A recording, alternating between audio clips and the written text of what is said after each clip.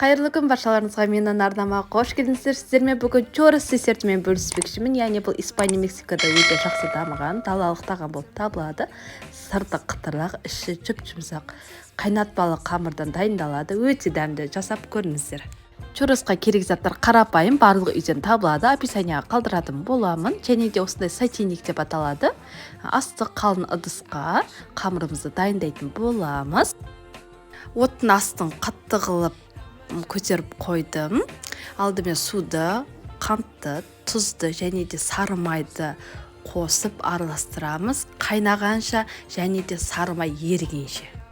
Қоспамыз қайнаған соң ұнды саламыз және де оттың асты төменгі жылдамдықта болу керек. 1-2 минут осылай араластырып, оттың астын өшіріп, тағы 1-2 минут суды осылай араластырамыз.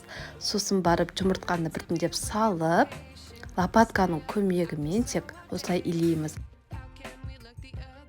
Бастапқыда осылай ірткі сияқты болып бір қосылмай, бірікпей болуы мүмкін, бірақ жайлап араластыра берсеңіз, бір қалыпты қамыр болып шығады.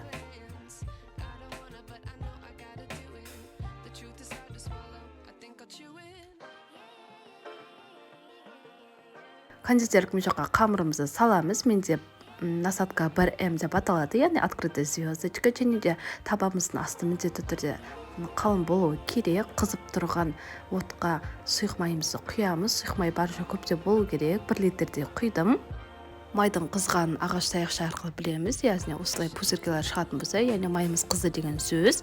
Енді орташа отқа қойып, дәл видеодағыдай қайнатпалы қамырымызды дәл осылай сығып және де қайшының көмегімен кесіп аламыз.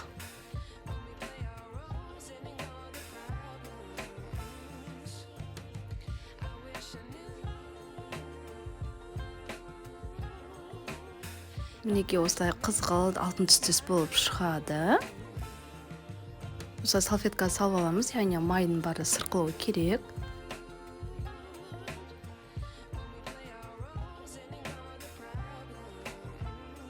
Мінеке дайын болған чоросты қантқа малып аламыз.